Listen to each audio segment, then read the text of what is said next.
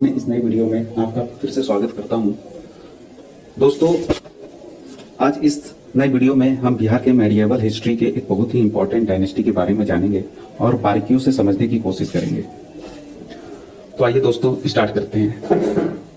दोस्तों, आज हम पढ़ने जा रहे हैं कर्नाटक ऑफ मिथिला। ये जो डायनेस्टी है कर्नाटक, उसको आप कंफ्यूज मत कीजिएगा कर्नाटक स्टेट से, बट उसका थोड़ा सा जो रूट है, जो ओरिजिन, वो साउथ इंडिया से ही रिलेटेड है। तो आइए पहले समझते हैं। दोस्तों, ये जो डायनेस्टी है कर्नाटक ऑफ मिथिला, इसको हम लोग golden age of Mithila belt बोलते हैं। जो मिथिला बेल्ट है बिहार का, वर्तमान जो बिहार राज्य में मिथिला बेल्ट है, उसका ये गोल्डन एरा था जब कर्नाटक डायनेस्टी तिरहुत रीजन में और मिथिला बेल्ट में रूल कर रही थी। दोस्तों, ये जो कर्नाटक डायनेस्टी है, उसका उद्भव कैसे होता है, उसका ओरिजिन क्या है, वो सब हम देखेंगे। उससे पहले थोड़ा सा संक्षिप्त में हम समझ लेते हैं। सबसे पहले हम देखेंगे कि पाला डायनेस्टी जो बंगाल और बिहार दोनों में ही इनका शासन था। तो उस डायनेस्टी का पतन के साथ कर्नाटक डायनेस्टी का उदय होता है, वो देखेंगे। और इसको हम लोग जो पढ़ेंगे उसको हम दिल्ली सल्तनत से भी रिलेट करेंगे, और जो बंगाल में डायनेस्टी चल रही है उससे भी थोड़ा बहुत रिलेट करेंगे। रिलेट इसलिए करेंगे क्योंकि एक टाइम पीरियड और एक जो क्रोनोलॉजी है हमारे माइंड में एक अच्छे से सेट हो जाता है कि उस समय दिल्ली में कौन डायनेस्टी या कौन सा शासक रूल कर रहा था, और इधर अपने उस समय के बिहार में क्या स्थिति बनी हुई थी, वो सब देखेंगे। फिर देखेंगे कि बिहार में किस एरिया में कौन सा डायनेस्टी था, और फिर हाँ, सबसे इम्पोर्टेंट चीज की जो हम लोग हिस्ट्री जो पढ़ रहे हैं, अभी जो वर्तमान में पढ़ रहे हैं, वो सारा जो जानकारी हमें मिलता कहाँ से है, किस राइटर के कौन से बुक से, वो सब रेफरेंस है। एज ए रेफरेंस हम यूज कर रहे हैं आज के उस समय की हिस्ट्री को समझ रहे हैं, वो सब देखेंगे। उसके बाद हम कर्नाटक डायनेस्टी के जो इम्पोर्टेंट शासक हुए उनके बारे में जानेंगे, और उससे पहले हम जानेंगे कि जो कर्नाटक डायनेस्टी है उसका ओरिजिन कैसे हुआ बिहार में। फिर ये इंपॉर्टेंट रूलर्स के बारे में थोड़ा सा इंफॉर्मेशन है, वो जानेंगे। तो आइए अपने लेक्चर को शुरू से स्टार्ट करते हैं। दोस्तों, उस समय जो बंगाल में डायनेस्टी चल रही थी उसका पहले एक स्वरूप अपने माइंड में हम लोग सेट कर लेते हैं। देखिए, बंगाल में सबसे पहले जो डायनेस्टी चल रही थी, गौड़ चल रही थी। अभी हमको पढ़ना नहीं है, तो अभी इसको हम लोग छोड़ेंगे। जब बंगाल का मैं एक लेक्चर लाऊंगा जिसमें गौड़, पालाज और सैन है, तो उसको हम लोग काफी डिटेल्स में उस समय जानेंगे। अब देखते हैं कि जो पालाज डायनेस्टी थी, पालाज डायनेस्टी का तो फाउंडर सबको मालूम होगा कि उस समय गोपाल की जो डायनेस्टी था उसका उदय हुआ था 750 एडी के आसपास। ये डायनेस्टी का अस्तित्व आया था, और ये जो डायनेस्टी है वो बंगाल में ही नहीं, बंगाल प्लस बिहार दोनों में रूल कर रही थी। यहाँ तक कि पालाज की जो कैपिटल सिटी थी वो बिहार का ओदंतपुरी ही था, जो कि वर्तमान में उसका नाम बिहार शरीफ है। उसके बाद देखेंगे कि पालाज के बाद सैन आए। हाँ, तो मैं कह रहा था कि जो पालाज डायनेस्टी था, जो 11वीं शताब्दी में जब इनका डिक्लाइन हो रहा था, उस समय बिहार के मिथिला रीजन में कर्नाटक डायनेस्टी का उदय हुआ। तो वो थोड़ा सा देखते हैं।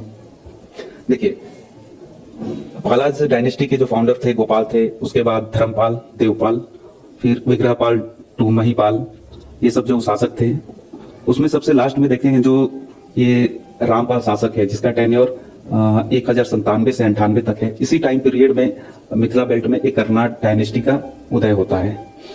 अब उसका जो उदय है वो कौन करता है और कैसे होता है, उसको आइए हम लोग पहले समझते हैं। दोस्तों, उससे पहले समझने से पहले हम ये देख लेते कि जो हम अभी का इतिहास, उस समय का जो इतिहास हम अभी पढ़ रहे हैं, वो सब जानकारी हमें मिलती कहाँ से है। तो एक उस समय राइटर थे चंदेश्वर ठाकुर। देखिए, जो चंदेश्वर ठाकुर थे वो दरभंगा राजवंश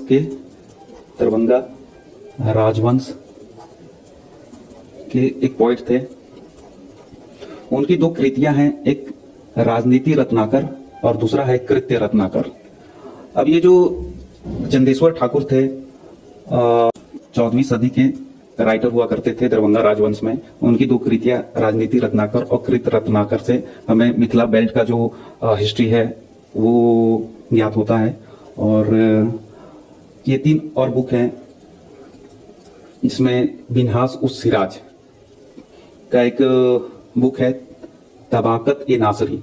ये बुक काफी इंपॉर्टेंट है क्योंकि इस बुक से ही हमें टोटल इंफॉर्मेशन मिलता है बख्तियार खिलजी के बारे में। बख्तियार खिलजी,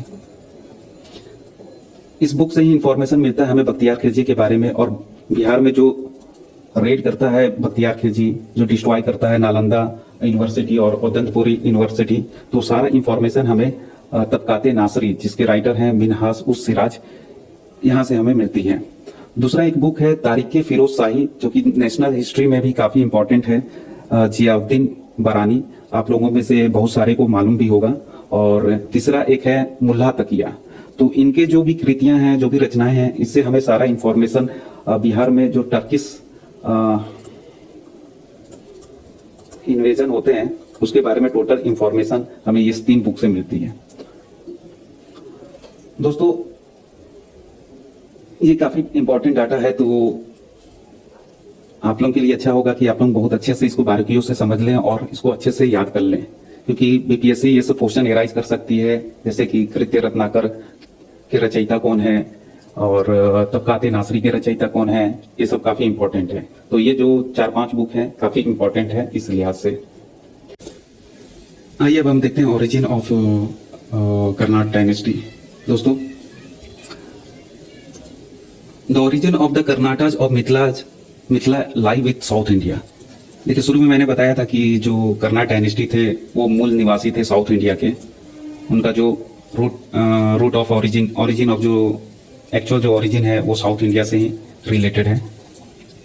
दूसरा देखते हैं कि ये इन्फॉर्मेशन हमें मिलता है कहाँ है कि वो साउथ इंडिया से उनका ओरिजिन साउथ इंडिया में था। ये इन्फॉर्मेशन हमें मिलता है सेन डायनेस्टी का एक इंस्क्रिप्शन है, उसमें ही रेफर किया जाता है कि नान्यदेव एज कर्नाटक कुलभूषण, ये एक टाइटल लिया हुआ है नान्यदेव के थ्रू। अब ये जो टाइटल है वो इंडिकेटिंग करता है क्या कि he had his origin in the south, जो कि कर्नाटक का एक स्थान है Vatapi, and likely arrived in north as a part of the Chalukya invasion.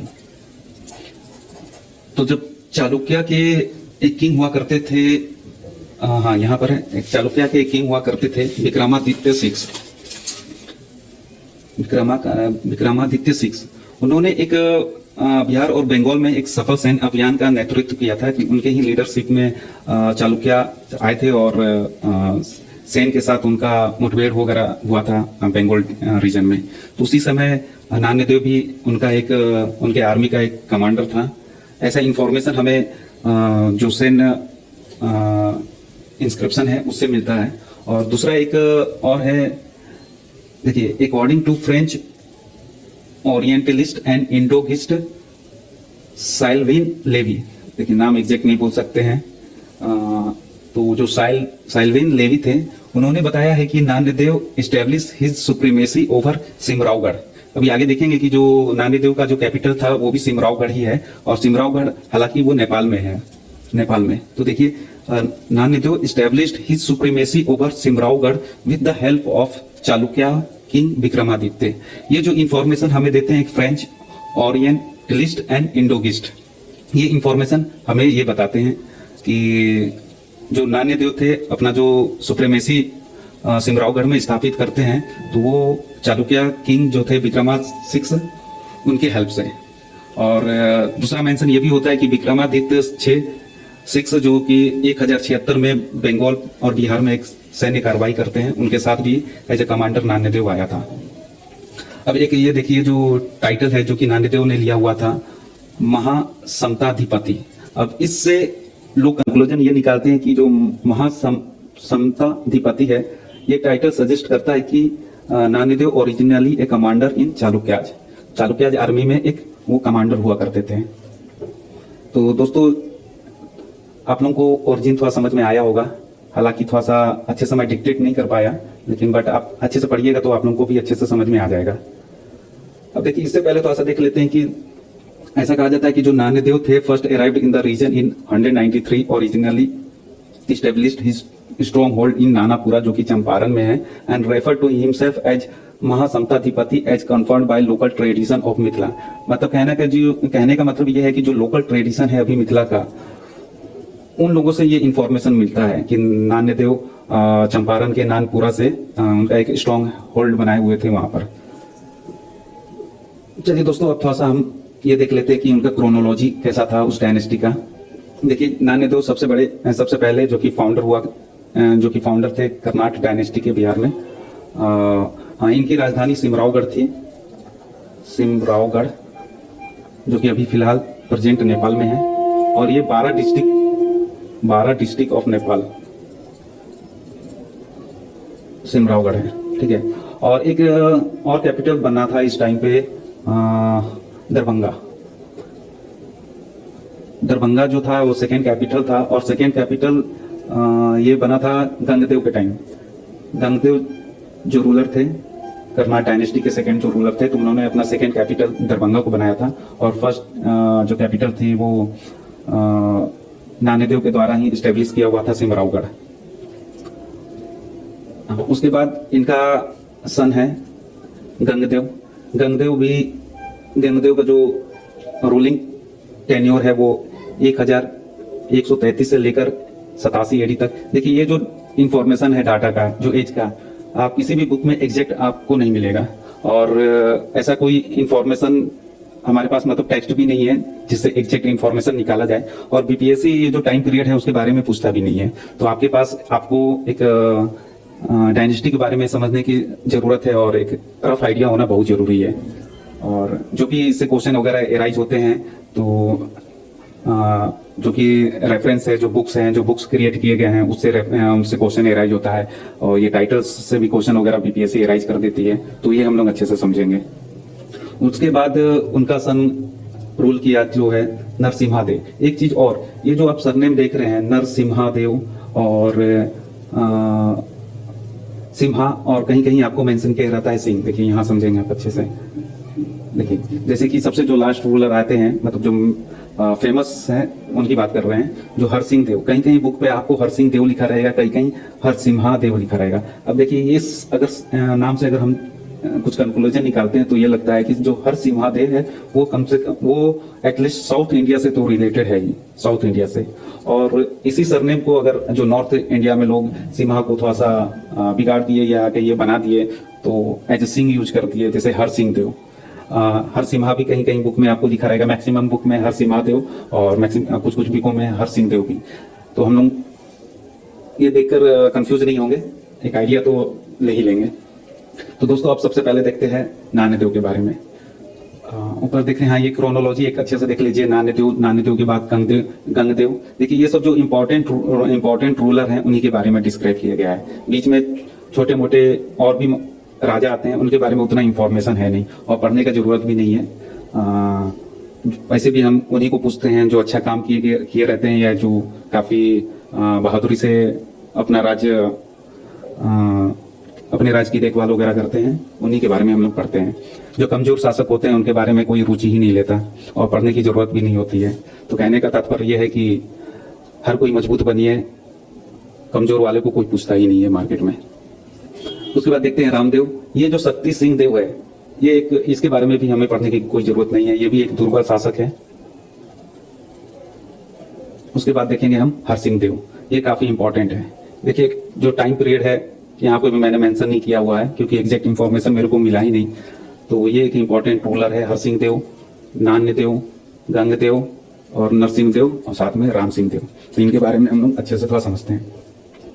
दोस्तों, सबसे पहले देखते हैं नान्यदेव, जिनका टाइम ड्यूरेशन 1097 से 1133 एडी तक है। देखिए, टाइम पीरियड पे फोकस मत कीजिएगा, उतना इंपॉर्टेंट है नहीं, क्योंकि कभी एग्जाम में बीपीएससी पूछता भी नहीं है। अब देखिए इनके बारे में, the independent Karnataka dynasty in Mithila was founded by Nanyadeva, और इनका कैपिटल सिमरावगढ़ था, जो कि 12 डिस्ट्रिक्ट नेपाल में है। ये बहुत इंपॉर्टेंट है, जो इन्होंने टाइटल लिया कर्नाटका क्षत्रिय और दूसरा है कर्नाटका कुलभूषण। ये दो इंपॉर्टेंट टाइटल लिया गया है, कर्नाटका क्षत्रिय और कर्नाटका कुलभूषण। ऊपर एक और हम लोग टाइटल देखे थे, कर्नाटका कुलभूषण, यहाँ पर महासमताधिपति।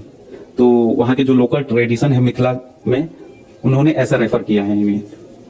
तो ये 3 टाइटल हम लोग अच्छे से देख लिए। उसके बाद हम लोग जानते हैं गंगदेव के बारे में। देखिए जो गंगदेव का टाइम ड्यूरेशन है 1133 से लेकर 1187 एडी तक है, और गंगदेव ये नान्यदेव का पुत्र था। इनके टाइम ड्यूरेशन में हमें 2 चीज इंपॉर्टेंट है जानने की जरूरत है कि इन्होंने अपना दूसरा कैपिटल दरभंगा में बनाया था। दरभंगा जो रीजन है काफी फेमस है, नॉर्थ बिहार में मुजफ्फरपुर, दरभंगा, ये काफी फेमस सिटीज हैं। और दूसरा कि जो फर्स्ट टाइम पंचायती राज सिस्टम है स्टार्टेड हुआ था मिथिला रीजन में। तो गंगदेव के टाइम में ही मिथिला रीजन में फर्स्ट टाइम पंचायती राज सिस्टम स्टार्टेड हुआ था। वैसे हम लोग पंचायती राज सिस्टम के लिए तो पहला पढ़ते हैं चोलाज डायनेस्टीज, चोला, और दूसरा हम लोग वाइसराय रिपन, ये 2 के बारे में पढ़ते हैं। तो बिहार के बारे में थोड़ा सा अगर ध्यान से देखते हैं तो एक तीसरा पॉइंट ये भी हो जाता है कि बिहार में मिथिला रीजन के बेल्ट में सबसे पहला जो पंचायती राज सिस्टम लाया वो था गंगदेव। उसके बाद हम लोग देखते हैं नरसिम्हादेव या नरसिंहदेव, जिनका टाइम ड्यूरेशन था 1188 से लेकर 1225 तक। अब देखिए ये जो टाइम पीरियड है उसको हम लोग थोड़ा सा मिलाते चलेंगे दिल्ली सल्तनत के टाइम में। अब देखिए जो नान्यदेव का टाइम पीरियड है 1197, यहाँ देखिए 47 लिखा हुआ है, तो टाइम पीरियड को उतना फोकस मत कीजिएगा। तो उस समय बंगाल में रामपाल थे, जो कि उनका डिक्लाइन हो रहा था, पालास डायनेस्टी का डिक्लाइन हो रहा था। और इस टाइम पर दिल्ली में देखिए कोई रूलर मतलब कुतुबुद्दीन ऐबक तो 1191 से कुतुबुद्दीन ऐबक का टाइम ड्यूरेशन शायद 1200 से कुछ का है, एक बार देखना पड़ेगा। कुतुबुद्दीन ऐबक का टाइम ड्यूरेशन, हाँ यहाँ देखिए कुतुबुद्दीन ऐबक का टाइम ड्यूरेशन 1206 से लेकर 1210 तक है। तो इस समय दिल्ली सल्तनत पे मामलुक डायनेस्टी का तो राज नहीं था, उनका शासन नहीं था। इस टाइम पे 1197 में ये मोहम्मद गौरी का इन्वेशन, मोहम्मद गौरी का अटैक वगैरह हो रहा था इंडिया पर। वैसे भी हम लोग पूरा फोकस इस पे किए रहेंगे कर्नाट डायनेस्टी पर। अब दूसरा देखते हैं कि नरसिंह है, इनका टाइम ड्यूरेशन 1188 से लेकर 1227 तक है। तो इस टाइम पर अगर आप देखेंगे तो सबसे इंपॉर्टेंट अटैक बख्तियार खिलजी का होता है। देखिए यहाँ लिखा हुआ भी है कि बख्तियार खिलजी के बारे में जो टोटल इंफॉर्मेशन मिलता है हमें तबकाते नासरी से मिलता है, ऊपर हमने देखा था। तो थोड़ा सा आप कंपेयर करते रहिएगा दिल्ली सल्तनत से, एक टाइम ड्यूरेशन का एक माइंड में सेट हो जाता है कि इस टाइम ड्यूरेशन में क्या हुआ। हाँ तो आइए अब देखते हैं। तो नरसिम्हदेव का सेन डायनेस्टी, जो कि बंगाल में इनका शासन था, बंगाल में सेन डायनेस्टी का शासन था, तो उसके साथ नरसिम्हदेव का कॉन्फ्लिक्ट चल रहा था। तो इस कॉन्फ्लिक्ट में उन्होंने दिल्ली में जो थे टर्क्स डायनेस्टी, उनका सपोर्ट किया। और ऐसा हालांकि ये भी है कि इस समय देखिए जो 1188 और 1225 का जो टाइम ड्यूरेशन है वो कुतुबुद्दीन ऐबक का टाइम ड्यूरेशन है। और कुतुबुद्दीन ऐबक लाहौर में उनका शासन, लाहौर से वो अपना रोल कर रहे थे। तो जो भी बंगाल के डायनेस्टी के साथ उनका कॉन्फ्लिक्ट हुआ करता था, तो आना जाना लगा रहता था। तो उस बीच में जो भी आना जाना होगा वो बिहार के थ्रू ही होगा। तो टर्क्स थोड़ा बिहार में भी उत्पात मचा ही देते थे, तो ये भी एक कारण है। दूसरा देखते हैं कि नरसिम्हदेव की टाइम ड्यूरेशन में सबसे इंपॉर्टेंट इवेंट बख्तियार खिलजी है, जो बिहार हिस्ट्री के लिए ये कलंक है। तो जब ये इसके लिए जो बख्तियार खिलजी के लिए मैं एक लेक्चर लाऊंगा जिसमें काफी डिटेल से पढ़ेंगे बख्तियार खिलजी का जो इन्वेशन होता है बिहार में, उसके लिए काफी डिटेल से पढ़ेंगे। तो जब ये लखनौती जा रहा था बिहार में, ये 1298 या 99 में, 1298 या 99 में बिहार में इसका अटैक स्टार्ट हो गया था। और 98-99 में इसने उदंतपुरी महाविहारा और नालंदा यूनिवर्सिटी को भी ये तबाह किया था। तो ये तबाह करने के बाद जब ये बंगाल जा रहा था तो ये तुरहुत वाले ही रीजन से जा रहा था। तो उस रास्ते में ही कर्नाट डायनेस्टी का रीजन पड़ता है।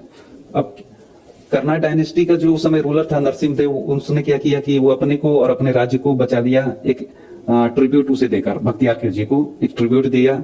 और ऐसा भी कहा जाता है कि बख्तियार खिलजी ने उसको डिफीट भी किया था, नरसिम्हदेव को। और जब डिफीट हो गया नरसिम्हदेव तो उसे एक राज को बचाने के लिए एक ट्रिब्यूट देना पड़ता था बख्तियार खिलजी को, ताकि दूसरा वो रेड और लूटपाट न मचाए। उसके बाद हम देखते हैं इंपॉर्टेंट जो रूलर हैं राम सिंह। इनका टाइम ड्यूरेशन है 1225 से लेकर 1276 एडी तक। अब देखिए इनके टाइम में जो टर्क्स थे वो काफी मतलब कंटिन्यूअस तिरहुत रीजन को रेड किए, मतलब continuous the region of the Tirhut is raided by the Turkish during his tenure. दूसरा पॉइंट देखते हैं हम, हाँ एक ये भी काफी इंपॉर्टेंट है। अकॉर्डिंग टू तिब्बतन स्कॉलर धर्म स्वामीन, अकॉर्डिंग टू धर्म स्वामीन ये कहा जाता है कि जो राम सिंह थे अपने कैपिटल सिटी को बचाने के लिए काफी अरेंजमेंट किए थे, क्योंकि देखिए कंटिन्यूअस रेड हो रहा था टर्क्स का बिहार में, तो अपने कैपिटल सिटी को बचाने के लिए उन्होंने काफी अच्छा अरेंजमेंट किया ताकि जो मुस्लिम थे उनके शहर के पास ना पहुंच सके। और जो धर्म स्वामीन थे उन्होंने 1234 से और 1236 के बीच में इंडिया को विजिट किया था। तिब्बतियन थे और इसी बीच उनका इंडिया में मतलब विजिट था, और उन्होंने राम सिंह को उनकी मुलाकात राम सिंह से भी हुई थी उनके कैपिटल सिटी सिमरावगढ़ में। चौथा पॉइंट देखते हैं कि जो धर्म स्वामीन थे अपने बुक में एलोबरेट किए हैं कि जो टर्क्स कमांडर था तुगरिल तुगन, इसका जो अटैक हुआ था बिहार में वो फेल्ड हो गया था। अब ये तुगरिल जो तुगन है इसके बारे में थोड़ा सा देखते हैं। ये तुगरिल तुगन, इसका पूरा नाम था मलिक इज उद्दीन अब्दुल फतेह तुगरिल तुगन। हमारे लिए इंपॉर्टेंट उतना है नहीं, तो इसके बारे में उतना नहीं जानते हैं, बट ये एक इल्तुतमिश का स्लेव हुआ करता था। अगर ये टाइम ड्यूरेशन हम लोग देखते भी हैं तो 1225 और 1276 के बीच में, और इल्तुतमिश का टाइम जो ड्यूरेशन है वो एक बार देख लेते हैं। इल्तुतमिश का टाइम ड्यूरेशन यहाँ पर मेंशन नहीं किया गया है। वैसे इल्तुतमिश का जो टाइम ड्यूरेशन है वो 1210 से 36 तक का है। तो ये टाइम देखिए 1210 से 36, और इस बीच में हम यहाँ पर किंग देख रहे हैं राम सिंह। इल्तुतमिश का टाइम 1210 से 36, तो इसी टाइम पीरियड में दिल्ली सल्तनत में इल्तुतमिश का राज्य था। तो ये तुगरिल तुगन एक उसका स्लेव हुआ करता था, और ये भी बिहार में रेड किया था बट वो फेल्ड हो गया। उसके बाद काफी इंपॉर्टेंट किंग है हरसिंह देव, इनके बारे में देखते हैं। Great ruler of the dynasty. दूसरा पॉइंट, उस समय जब इनका अधिकार था मिथिला बेल्ट पर, हरसिंह देव का जब रूलिंग टेन्योर था उस समय गियासुद्दीन तुगलक, जो कि तुगलक डायनेस्टी का फाउंडर था,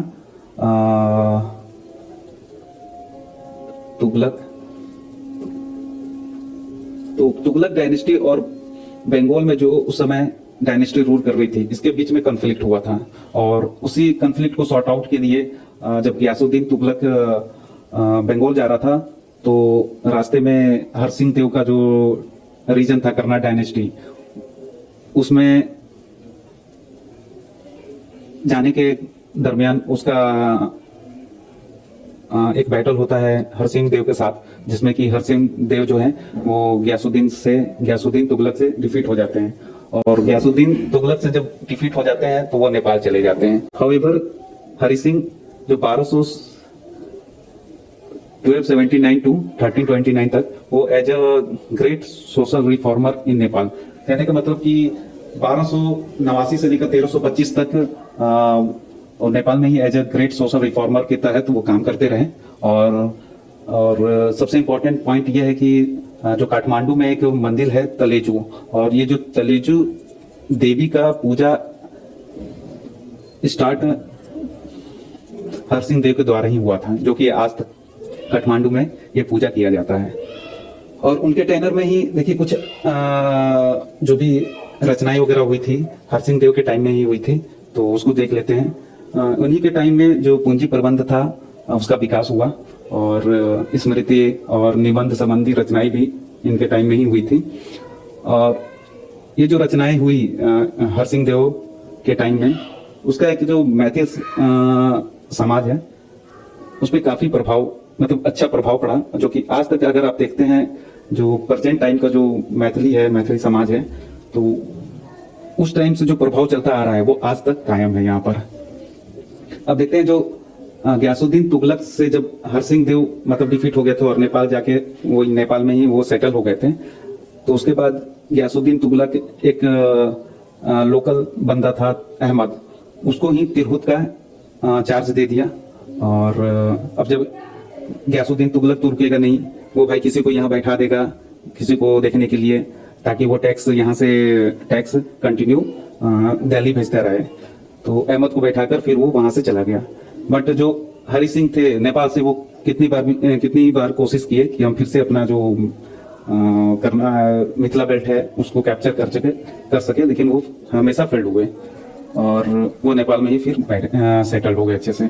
और देखिए उसके बाद भी हरि सिंह के बाद भी छोटे मोटे मतलब डायनेस्टी राजा हुए, बट वो हमारे लिए उतना इम्पोर्टेंट नहीं है। और कुछ राजा हुए और 1393 एडी तक मतलब फुल्ली डिक्लाइन हो गया कर्नाटक का। जो कर्नाटक डायनेस्टी थे जो रूल कर रही थी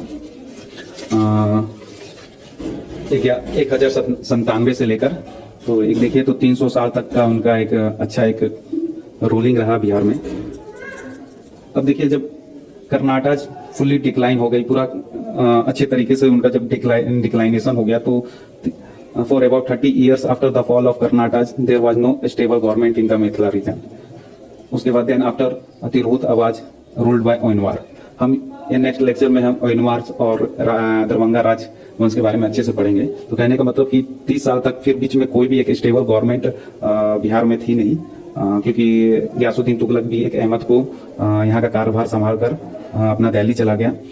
उसके बाद 30 साल के बाद एक डायनेस्टी ओयनवार डायनेस्टी, और जो ओयनवार डायनेस्टी कहा जाता है कि ये डायनेस्टी तुगलक ही मतलब जो तुगलक थे, इस डायनेस्टी का जो ओरिजिन था उन्हीं के कारण हुआ था, तुगलक के कारण ही थे। और फिर इनका रूलिंग रहा उस एरिया में तिरहुत रीजन में। उसके बाद जो यहाँ देखते हैं कर्नाटक के बाद जो ओयनवार डायनेस्टी आई, उसके बाद यहाँ आता है दरभंगा राजवंश। देखिए दरभंगा जो राजवंश है उसका जो ओरिजिन है वो मुगल्स के टाइम में अकबर के ड्यूरेशन में हुआ था। अकबर ही ओयनवार के एक पुरोहित हुआ करते थे जिनका नाम महेश ठाकुर था, तो उनको हेल्प किए, अकबर ही हेल्प किया महेश ठाकुर को दरभंगा राजवंश निर्माण के लिए। ये इंपॉर्टेंट है। अभी हम अगर एक रीजन देखते हैं, रफ आइडिया देखते हैं, तो देखिए ये नॉर्थ बिहार, ये वाला जो एरिया है तिरहुत वाला पूरा एरिया, ये अगर रीजन हम देखते हैं और जो नेपाल का कुछ रीजन देखते हैं, तो यहाँ पर कर्नाटक डायनेस्टी का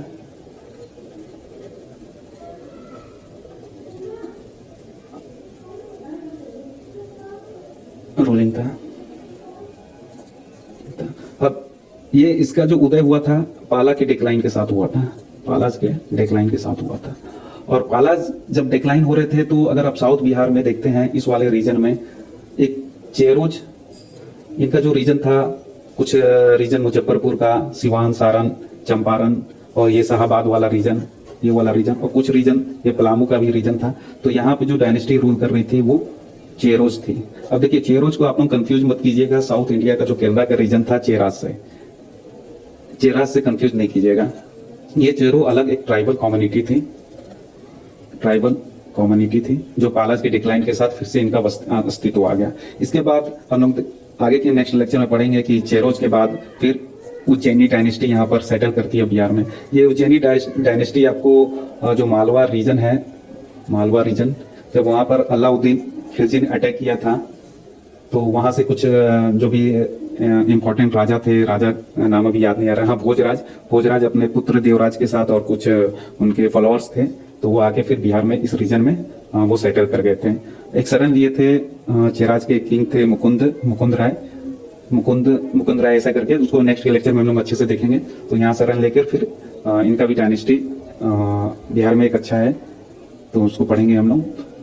और हालांकि सारा तो मेंशन कर दिए हैं, इस लेक्चर को थोड़ा अच्छे से तो मैं पढ़ा नहीं पाया हूँ, फिर भी आप लोग थोड़ा सा इसको अच्छे से पढ़ लेंगे तो एक अच्छा एक आइडिया आपके माइंड में सेट हो जाएगा।